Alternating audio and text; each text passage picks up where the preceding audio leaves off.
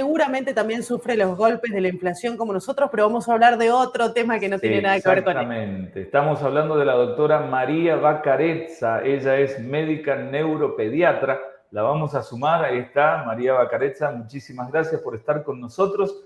Y un tema del que se habla, pero muchos por ahí no sabemos profundamente qué es y qué no es. Estoy hablando de la epilepsia. ¿Cómo le va, doctora? Un gusto. Hola, ¿qué tal? Gracias por el contacto. ¿Me escuchan? La escuchamos perfecto. Perfecto, María Bacarezza. Bueno, hablemos un poquitito explayémonos acerca de esta forma de vida, ¿cómo es la forma correcta de llamar a la epilepsia? Arranquemos por ahí, doctora. Exactamente así, epilepsia. Directamente. Ayer fue el Día Mundial de la Concientización de la Epilepsia. ¿Sí? La epilepsia es una de las enfermedades crónicas más frecuentes que vemos los neurólogos, que se caracteriza por la repetición de crisis epilépticas en el tiempo. ¿Sí?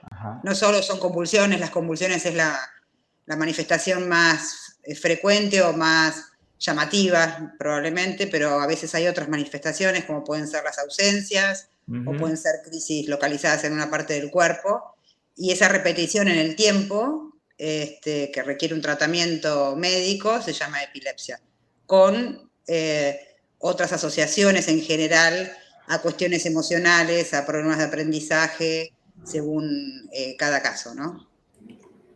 Doctora, esto último que acaba de decir de problemas de aprendizaje, ¿usted se refiere a que la epilepsia puede dar lugar a problemas de aprendizaje o la persona entra en conflicto cuando no puede aprender? No me había quedado muy en claro el detalle. Sí, depende del tipo de epilepsia, ¿sí? La epilepsia se asocia a otras enfermedades porque la misma causa, por ejemplo, pasamos a un ejemplo básico, un paciente con un síndrome de Down, ¿sí? El síndrome de Down tiene mucho más frecuentemente epilepsia que los niños sanos, digamos. La condición de tener un síndrome de Down lleva a tener epilepsia y eso se asocia también, en este caso, es un caso bastante básico, pero a discapacidad intelectual. Muchas veces la causa de la epilepsia, una lesión cerebral, una enfermedad genética, una enfermedad metabólica, condiciona que el paciente, además de tener epilepsia, tenga, por ejemplo, una discapacidad intelectual. A veces también en niños sanos, niños con resonancias de cerebro normal, uno evalúa el aprendizaje, es el doble o el triple la frecuencia que uno observa que estos pacientes, además de tener epilepsia, sufran otras condiciones, problemas de conducta, problemas de aprendizaje. Y después tenemos niños con enfermedades más graves, que es lo que nosotros llamamos encefalopatía epiléptica, que es una epilepsia más severa que condiciona un compromiso de todo el desarrollo neurológico y que son los pacientes que hay que ser más agresivos, entre comillas, con los tratamientos. Ahora, ¿hay alguna manera de ayudar? ¿Cómo se puede ayudar? ¿Cuáles son los diagnósticos tempranos, digamos, para que no se degenere tanto el cerebro, en este caso? A ver, la epilepsia en sí no degenera el cerebro, eso es un mito o justamente eso vos, está muy bien la pregunta porque los padres en general es el miedo que tienen, que cada convulsión mata neuronas, eso no es así, digamos. La convulsión genera un cambio en el momento, una descarga masiva del cerebro que genera un evento, lo que nosotros llamamos crisis. Esa crisis en sí no genera un deterioro en el paciente, salvo que el paciente tenga una epilepsia más grave, como son estos cuadros que yo les decía de encefalopatías, pero son cuadros más complejos y son, por suerte, la menor cantidad de pacientes. Cualquier niño con una convulsión debe consultar a un neurólogo. El que maneja la medicación o los tratamientos son los neurólogos, ¿sí? Los neurólogos infantiles, como yo les dije al principio, es la enfermedad, una de las enfermedades más frecuentes para nosotros, así que todos los neurólogos infantiles estamos preparados para tratar a un paciente con epilepsia. En el 60-70% de los casos, los niños responden bien a los fármacos que uno elige, a un primero o un segundo fármaco. Esos son la mayoría de los casos.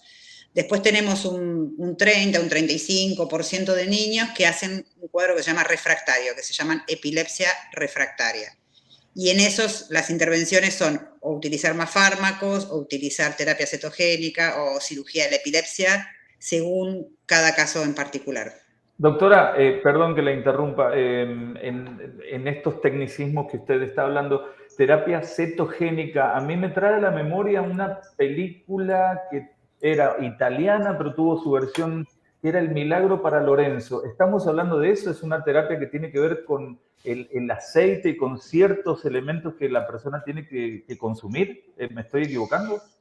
En realidad el milagro para Lorenzo es una enfermedad que se llama leucodistrofia, es una enfermedad metabólica, no es lo mismo, No pero es es lo algo mismo. similar, es un tratamiento a través de la alimentación. Hay una película que la protagonista es Meryl Streep, o sea que fue una película muy famosa, que se llama First Do No Harm, que eso quiere decir primero no dañar, eso es lo que juramos los médicos en el juramento hipocrático, ¿no? Esa película habla de un niño que es el hijo del director de esa película. El director de Hollywood que hizo esa película tiene un hijo que ahora tiene 30 y pico de años, pero que en su momento fue tratado con dieta cetogénica a los 2 años de vida. Se llama Charlie, y bueno, el niño se curó con la dieta cetogénica por insistencia de la familia de utilizar ese tratamiento. Entonces él hizo esta película, así que si algún paciente quiere verla, se llama First Do No Harm, con Meryl Streep. Cuenta la historia de un niño que tenía epilepsia y que con los fármacos tenía muy mala respuesta y muy mala tolerancia, y que con la terapia cetogénica tuvo una excelente respuesta. Bien. Tenemos grupos a nivel de todo el país. Esto es importante recalcar, que la terapia cetogénica debe ser manejada por un grupo médico conformado por un neurólogo y un nutricionista, por lo menos. En Mendoza, por ejemplo, hay un grupo muy, muy bueno que trabaja, de la doctora Gamboni, de la doctora Hassan, tienen también una licenciada en nutrición, que son muy buenas. Ellas hace muchos años que hacen terapia cetogénica, y lo que hace este grupo es, uno recibe el paciente, indica el tipo de terapia cetogénica, todos a través de la alimentación. Ahí está la película. Muy Exacto. Bien. Lo que se hace son alimentaciones muy altas en grasas, bajas en hidratos de carbono, son distintas a la dieta keto que está tan de moda para bajar de peso. Esto es importante, ¿no? Porque yo he recibido pacientes que la hacen por su cuenta, dicen, no, yo estoy haciendo una dieta keto. La dieta keto básicamente es una dieta baja en carbohidratos, pero esta dieta es diferente, es muy, muy alta en grasas, muy baja en carbohidratos, y requiere controles médicos estrictos porque es una terapia médica estricta, con sus manejos que son importantes y sus prevención de efectos adversos. Uno dice epilepsia, doctora, pero uno imagina que dentro de esa palabra hay como toda una familia de conceptos, grados. Nos ha tocado ver, por ejemplo, ataques muy violentos de la persona donde hay que cuidarla, ¿no? De que no se golpee, y otra donde simplemente es un pequeño temblor en la cabeza. Existe esto, ¿verdad? Son distintos grados de epilepsia lo que hay. Bueno, lo primero que afecta o no la calidad de vida es que la epilepsia sea controlable con fármacos o que sea refractaria, ¿no? A su vez, el paciente que tiene una crisis por año o que no tiene más crisis, tiene una calidad de vida normal, salvo que tiene que tomar una medicación. El paciente que sigue teniendo convulsiones, a veces diarias, a veces múltiples por día, muchas por día, la calidad de vida familiar se afecta notablemente porque suelen ser pacientes que requieren cuidados importantes, digamos. De hecho, hay muchos trabajos en la literatura de calidad de vida en las familias y cómo eso va en relación directa al nivel socioeconómico, al grado de severidad de la epilepsia o a la asociación a otras enfermedades, ¿sí? En general, digamos, una de las indicaciones por la cual uno trata de que el paciente no tenga crisis o tenga la menor cantidad de crisis posible es para mejorar, obviamente, esta calidad de vida. Bien. Doctora, le voy a hacer una pregunta que quizás usted se va a horrorizar, pero la tengo que hacer porque no me para de dar vueltas en la cabeza. No me rete, por favor. ¿Existe algún tipo de cirugía para cortar con esto? Sí. Hay pacientes que son lo que nosotros llamamos candidato a cirugía, ¿sí? Si yo tengo una epilepsia localizada en un área pequeña del cerebro por vayamos, un tumor o una malformación de nacimiento en un área del cerebro muy localizada, Eso se evalúa por un equipo, así como hay un equipo que se dedica a terapia cetogénica, por lo menos en mi hospital en el italiano, tenemos un equipo que es el quirúrgico.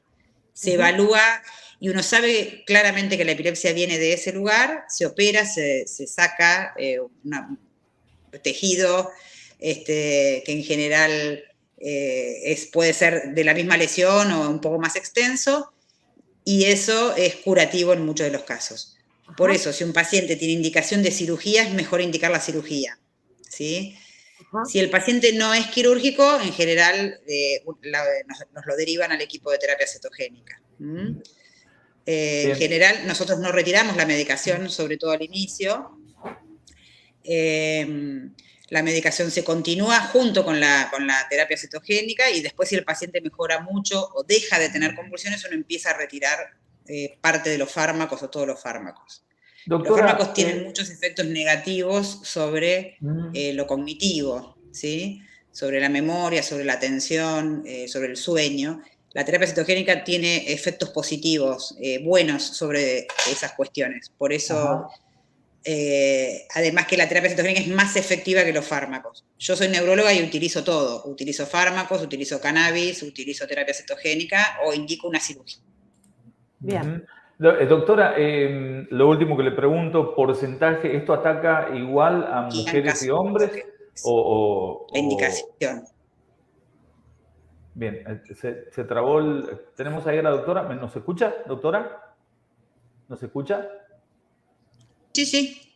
¿Sí? Sí. La última pregunta que le hacía, ¿porcentaje de hombres y mujeres o esto es equilibrado? ¿Les da por igual a todos? No, es similar. Las enfermedades neurológicas son un poquito más frecuentes en los varones. Ajá. Depende. El autismo es 4-1, pero la epilepsia es más parejo. La epilepsia, pero por ejemplo, en general, los prematuros extremos, el varón queda con más secuelas que la mujer. Siempre el cerebro de la mujer es más resistente a los daños, digamos.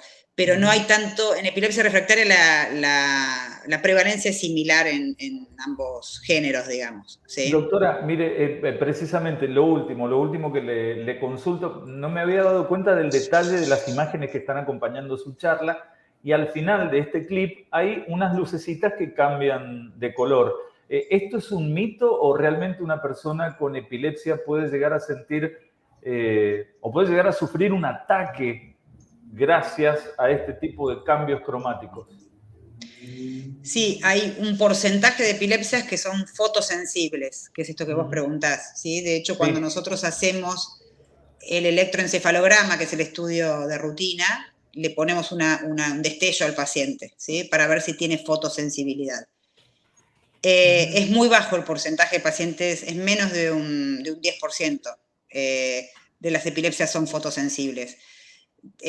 Así que en realidad, bueno, está este mito, que no es tan mito en realidad. En algunos pacientes prohibimos el exponerse a luces intermitentes, algunos pacientes incluso tienen que usar anteojos con filtros especiales, pero el 90% de los pacientes, sobre todo en los niños, la epilepsia no suele ser fotosensible.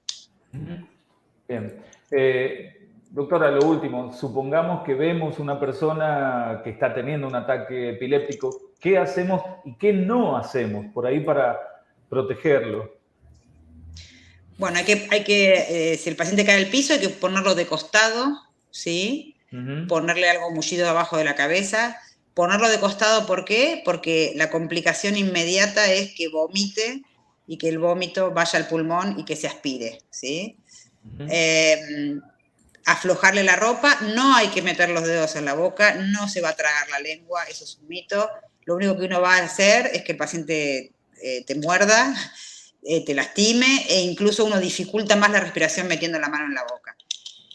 El 90% de las crisis empiezan y terminan en el lapso de 1 a 2 minutos, ¿sí? Si la crisis dura más de 3 minutos, hay que asistirlo en una guardia, hay que llamar a la emergencia o hay que subirlo a un auto. En el caso de un niño, nosotros en general, más que llamar a la ambulancia, son fáciles de trasladar, preferimos que los papás lo levanten y lo lleven a una guardia. Perfecto.